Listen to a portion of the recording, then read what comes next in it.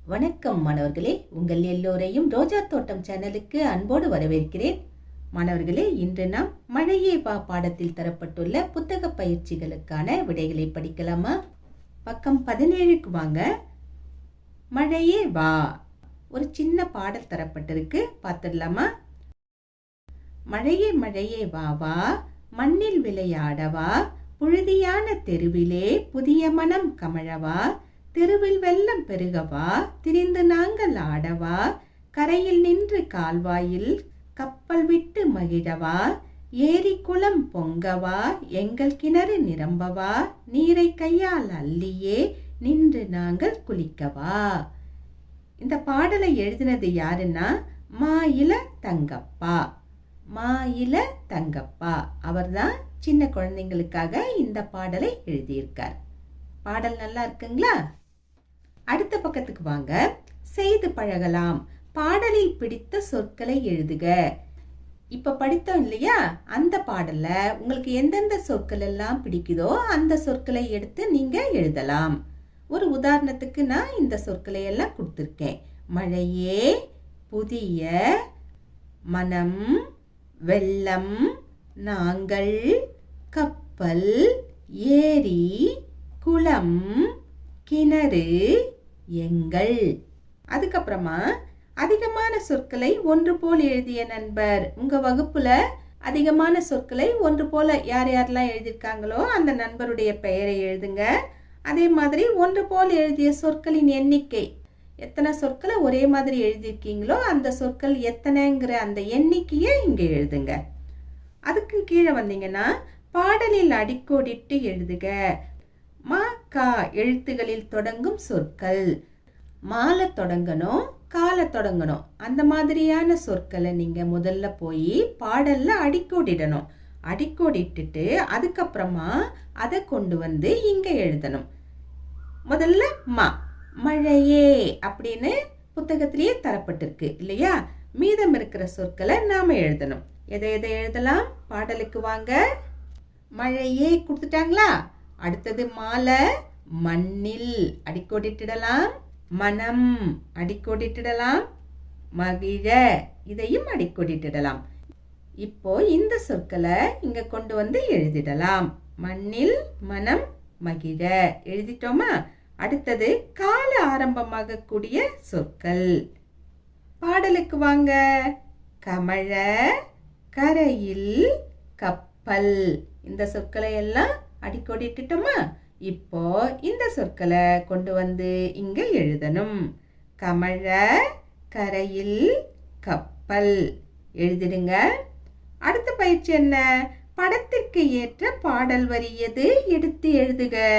இங்க ஒரு படம் தரப்பட்டிருக்கு. ஒரு குட்டி பையன் தண்ணீர் ஓடையில கப்பல் செய்து விடுறான். இந்த படத்துக்கு ஏற்ற பாடல் வரி எது? நமக்கு நல்லா தெரியும் எந்த பாடல் வரி பொருத்தமா இருக்கும். கப்பல் விட்டு மகிழவா, இந்த வரி தான் பொருத்தமா இருக்கும் இல்லையா? இந்த வரிய எடுத்து அங்க எழுதிடலாம். கப்பல் விட்டு மகிழவா எழுதிட்டோமா? இப்போ அடுத்த பக்கத்துக்கு வாங்க. சொற்களை உருவாக்கி எழுதுக. இங்க கழுகு படம் கொடுத்துருக்காங்க, விதை படம் கொடுத்துருக்காங்க. கீழே கழுகு, விதை இப்படி கொடுத்துருக்காங்க. இதுல இருந்து நாம புதிய சொல்லை உருவாக்கணும். கழுகுல கா புதிய வண்ணத்துல கொடுத்துருக்காங்களா? விதையில தை புதிய வண்ணத்துல கொடுத்துருக்காங்க. இப்போ கழுகுல இருக்கிற இந்த முதல் எழுத்தையும் விதையில இருக்கிற இந்த கடைசி எழுத்தையும் ஒன்னா சேர்த்து எழுதினோம்னா நமக்கு புதிய சொல் கிடைக்கும். கா தை, கதை. புதிய சொல் கிடைச்சிடுச்சா? அதே மாதிரி மற்ற பயிற்சிகளை செய்யணும். இந்த பக்கம் வாங்க. மாங்காய் இருக்கு, ஆடு இருக்கு. மாங்காயில முதல் எழுத்து மா எடுத்துக்கலாம். ஆடுல கடைசி எழுத்து டு எடுத்துக்கலாமா? ரெண்டையும் சேர்த்து எழுதினா நமக்கு என்ன கிடைக்கும்? மாடு கிடைக்கும். அடுத்தது கீழே வாங்க. புல் இருக்கு, எலி இருக்கு. புல்லில் முதல் எழுத்து பூ, இதை எடுத்துக்கிட்டு எலியில் கடைசி எழுத்து லீ, அதையும் எடுத்துக்கிட்டோம்னா நமக்கு புலி கிடைத்தது. அடுத்தது என்ன இருக்கு? பூக்கள் இருக்கு, பானை இருக்கு. பூக்களில் முதல் எழுத்து பூ எடுத்துக்கிட்டோமா? யானையில் கடைசி எழுத்து நை, அதையும் எடுத்துக்கலாம். பூனை, நமக்கு பூனை கிடைச்சிடுச்சு. அடுத்தது மாலை இருக்கு, தேன் இருக்கு. மாலையில் முதல் எழுத்து மா, தேனில் கடைசி எழுத்து இன். மா எடுத்துக்கலாம், இன் எடுத்துக்கலாம். ரெண்டையும் இணைத்தா நமக்கு மான் கிடைத்தது. அடுத்தது நண்டு இருக்கு, பொறி இருக்கு. நண்டுவில் முதல் எழுத்து நா, நாவை எடுத்துக்கலாம். பொறியில் கடைசி எழுத்து ரீ, ரீவை எடுத்துக்கலாம். ரெண்டையும் எடுத்துக்கிட்டோம்னா நமக்கு என்ன சொல் கிடைக்கும்? நரி கிடைக்கும். அடுத்த பயிற்சி என்ன? ஒரு அழகான குட்டி பாடல் தரப்பட்டிருக்கு, படிக்க சொல்லிருக்காங்க. படிக்கலாமா? படத்துல பாருங்க, ஒரு பெரிய வட்ட நிலா இருக்கு. அந்த நிலாவை குட்டி பசங்க ரசிச்சு பாக்குறாங்க. இப்போ பாடல் என்ன கொடுத்துருக்காங்கன்னு படிக்கலாமா? நிலா, வட்ட நிலா, அழகான வட்ட நிலா, வானில் அழகான வட்ட நிலா. முதல்ல நிலா ஒரு சொல் இருக்கு, அதுக்கப்புறம் வட்ட நிலா 2 சொல்லா கொடுத்துட்டாங்க. அப்புறம் அழகான வட்ட நிலா 3 சொற்கள் இருக்கு. அப்புறம் வானில் அழகான வட்ட நிலா 4 சொற்கள் வந்திருக்கு. இப்படி படிப்படியா சொற்களை அதிகரிச்சுக்கிட்டே போயிருக்காங்க. கவனிச்சிங்களா நீங்க? அடுத்தது பேசலாம், எழுதலாம். இங்க இந்த படத்துல என்னென்ன இருக்குன்னு நீங்க பார்த்து பேசணும். என்னென்ன இருக்கு? தண்ணி போகுது, அந்த தண்ணிக்கு மேல பாலம் ஒண்ணு இருக்கு. அந்த பாலத்துல ஒரு அப்பா உட்காந்துருக்காரு, அவருடைய பொண்ணு உட்காந்துருக்காங்க, பையன் உட்காந்துருக்காங்க, ஒரு பூனைக்குட்டி உட்காந்துருக்கு. அந்த பையன் கிட்ட ஒரு தூண்டில் இருக்கு. மீன் பிடிக்க போறானோ? ஓஹோ, சரி. அதுக்கப்புறம் வேற என்னென்ன இருக்கு? ஒரு தும்பி பறக்குது, வானத்துல மேகம் இருக்கு, ஒரு தென்னை மரம் இருக்கு, செடி கொடிகள் எல்லாம் இருக்கு, கீழே தண்ணி போகுது, தண்ணில மீன் இருக்கு, வாத்து இருக்கு, கரையில கொக்கு உட்காந்துட்டு இருக்கு. இதெல்லாம் இருக்கு. இத பத்தி எல்லாம் நீங்க பேசுங்க. இப்போ இங்க பார்த்ததுல சிலவற்றை எடுத்து எழுதணும். அவங்களே பாலம்னு கொடுத்துருக்காங்க. மீதி இருக்கிறத நாம எழுதுவோமா? பாலம் கொடுத்துருக்காங்களா? அதுக்கப்புறம் நாம என்னென்ன எழுதலாம்? தூண்டில் எழுதுவோமா? அப்புறம் மேகம், பூனை, தும்பி, மீன், வாத்து, கொக்கு. அடுத்த பக்கத்துக்கு வாங்க. படத்தில் உள்ளவற்றின் பெயர்களை டிக் செய்க. இந்த படத்தை முதல்ல நல்லா பார்த்துக்கணும். இங்க என்னென்னலாம் இருக்குன்னு பாருங்க. இங்க சில சொற்கள் கொடுத்துருக்காங்க. அதை படிச்சு பார்த்து அது இந்த படத்துல இருக்குதுன்னா நீங்க டிக் பண்ணணும், இல்லைன்னா டிக் பண்ண கூடாது. கூடு கொடுத்துருக்காங்களா? கூடு இருக்கா? இதோ இருக்கே, டிக் போட்டுக்கலாம். காகம் கொடுத்துருக்காங்களா? காகம் இருக்கா பாருங்க. இருக்கே, காகமானு வாயை திறந்துட்டு இருக்கு பாருங்க, டிக் போட்டுக்கலாம். அடுத்தது ஓடம் கொடுத்துருக்காங்க. ஓடம் இருக்கா இந்த படத்துல? இல்லையே, அதனால டிக் பண்ண வேண்டாம், விட்டுடலாம். அடுத்தது ஆந்தை, ஆந்தை உட்கார்ந்து இருக்கு பாருங்க, டிக் போட்டுடலாம். அடுத்தது கிளி, கிளியும் இருக்கு, டிக் போட்டுடலாம். அடுத்தது வானவில், வானவில் எங்க இருக்கு? அது இல்ல, அதனால டிக் போட வேண்டாம், விட்டுடலாம். அடுத்தது குடை, குடை எங்க இருக்கு? இல்லையே, விட்டுடலாம். அடுத்தது மரம், மரம் தான் பெருசா நிக்குதே, டிக் போட்டுடலாம். அடுத்தது கோழி, கோழிலாம் நிறைய இருக்கு, அதனால டிக் போட்டுடலாம். அடுத்தது ஆடு, ஆடு இருக்கா இங்க? இல்லையே, அதனால அதை நாம டிக் போட வேண்டாம், விட்டுடலாம். அடுத்தது பாருங்க, ஒரு சொல்லை மாற்றி எழுதுக. என்ன கொடுத்துருக்காங்க? முயல் ஓடியது, பரிசு பெற்றது.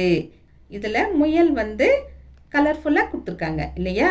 அந்த ஒரு சொல்ல நாம மாத்தி எழுதணும். அவங்களே கொடுத்துருக்காங்க பாருங்க. முயலுக்கு பதிலா நரி ஓடியது, பரிசு பெற்றது, இப்படி மாத்தி கொடுத்துருக்காங்க. இப்போ அதே மாதிரி நாம ஒரு வாக்கியத்தை எழுதணும். அவங்க முயல், நரி இந்த மாதிரி கொடுத்துட்டாங்களா? நாம வேற ஒண்ணு போட்டு எழுதணும். எதை எழுதலாம்? மான் ஓடியது, பரிசு பெற்றது. நல்லா இருக்கா? உங்களுக்கு வேற விலங்கு ஏதாவது பிடிக்கும்னா அதை நீங்க எழுதி இத மாதிரி எழுதலாம். சரிங்களா? அடுத்தது பாருங்க, மழையும் நீங்களும் பேசுக, டிக் செய்க. இங்க மழை பெய்யுது. இந்த குட்டி பையன் குட்டி பொண்ணுலாம் சில சேட்டையெல்லாம் செய்யறாங்க. இதையெல்லாம் நீங்க பாருங்க. இப்போ நீங்க மழை கிட்ட பேசுற மாதிரி சில வாக்கியங்களை எழுதணும். இங்க பாருங்க, இந்த பாப்பா என்ன பண்றா? மழையில ஹாயா நனைறா. இப்போ மழை கிட்ட பேசுற மாதிரி பேசணும். எப்படி பேசலாம்? மழையே வா வா, நீ வந்தா நான் ஜாலியா நனைவேன். டிக் போட்டுக்கலாம். இந்த மாதிரி சொந்தமா பேசுங்க. அடுத்த படத்துல பாருங்க, ஒரு குட்டி பையன் என்ன பண்றான்? மழை வருது, ஆனாலும் அவன் பேக மாட்டிக்கிட்டு கொடை பிடிச்சிக்கிட்டு ஸ்கூலுக்கு ஹாயா கிளம்புறான். இப்போ அவன் என்ன பேசுவான்? மழையே நீ வந்தாலும் நான் குடை பிடித்து கொண்டு பள்ளிக்கு செல்வேன். இப்படி பேசலாம். டிக் போட்டுக்கலாம். அடுத்து பாருங்க, இந்த படத்துல ஒரு குட்டி பையன் ரெயின் கோட் எல்லாம் போட்டுக்கிட்டானா, வீட்டின் கூரையிலிருந்து மழை தண்ணி ஒழுகுது, அதை பிடிச்சி விளையாடுறான். இவன் என்ன பேசுவான்? மழையே நீ வா, நான் மழை கோட் போட்டுக்கிட்டு கூரையிலிருந்து ஊற்றுகிற மழை நீரை பிடித்து விளையாடுவேன். இப்படி பேசலாம். டிக் போட்டுக்கலாம். அடுத்து பாருங்க, இந்த குட்டி பையன் என்ன பண்றான்? கப்பல் விட்டு விளையாடுறான். இவன் என்ன பேசலாம்? மழையே நீ வந்தா தெருவுல வெள்ளம் போகும், அந்த நேரத்துல நான் சந்தோஷமா கப்பல் விட்டு விளையாடுவேன், நீ வா அப்படின்னு மழையை கூப்பிடலாம். டிக் போட்டுக்கலாம். அடுத்து பாருங்க, இந்த குட்டி பொண்ணு என்ன பண்றா? வீட்டு வாசல்ல ஒரு தண்ணீர் வாளிய வச்சுட்டா. கூரையில இருந்து வர மழை தண்ணி அந்த தண்ணீர் வாளியில நிரம்புது. இவன் என்ன பேசலாம்? மழையே நீ வா, உன்னை நான் வீணாக்காம இங்க சேகரிப்பேன், மழை தண்ணியை சேகரிப்பேன் அப்படின்னு பேசலாம். டிக் போட்டுக்கலாம். அடுத்தது பாருங்க, இந்த குட்டி பொண்ணு போத்திக்கிட்டு உட்காந்துருக்கா, மழை பெய்யுது, அதை வேடிக்கை பார்க்கறா. இவன் என்ன பேசுவா? மழையே நீ வந்திருக்க, எனக்கு குளிருது, ஆனாலும் நான் போத்திக்கிட்டு உன்னை ரசிச்சிட்டு இருக்கேன் அப்படின்னு பேசலாம். டிக் போட்டுக்கலாம். அடுத்து பாருங்க, இந்த குட்டி பொண்ணு மழை கோட்டு போட்டுக்கிட்டு ஹாயா மழையில நனைஞ்சிட்டு போறா. இவன் என்ன பேசலாம்? மழையே நீ வா வா, நீ வந்தா நான் மழை கோட்டு போட்டுக்கிட்டு ஹாயா நனைஞ்சிக்கிட்டு சந்தோஷமா விளையாடுவேன் அப்படின்னு சொல்லலாம். டிக் போட்டுக்கலாம். இந்த மாதிரி மழையை பார்த்து நீங்க பேசலாம். சரிங்களா? அடுத்து பாருங்க, சொல்லி பழகுக. இதை நீங்க வேகமா சொல்லி சொல்லி பழகணும். என்ன கொடுத்துருக்காங்க? வளைந்து செல்லும் ஆறு, வலையில் மீன்கள் ஆறு, வளைந்து செல்லும் ஆறு, வலையில் மீன்கள் ஆறு. அடுத்தது, சேற்றில் ஓடுது நண்டு, காற்றில் பறக்குது வண்டு, சேற்றில் ஓடுது நண்டு, காற்றில் பறக்குது வண்டு. இதை நீங்க திரும்ப திரும்ப ஒலித்து பழக வேண்டும். சரிங்களா? மாணவர்களே, இன்று நாம் மழையே வா பாடத்தில் தரப்பட்ட புத்தக பயிற்சிகளுக்கான விடைகளை பார்த்தோம். நாம் வேறு பாடத்தோடு மீண்டும் சந்திக்கலாம். டாடா, பாய்.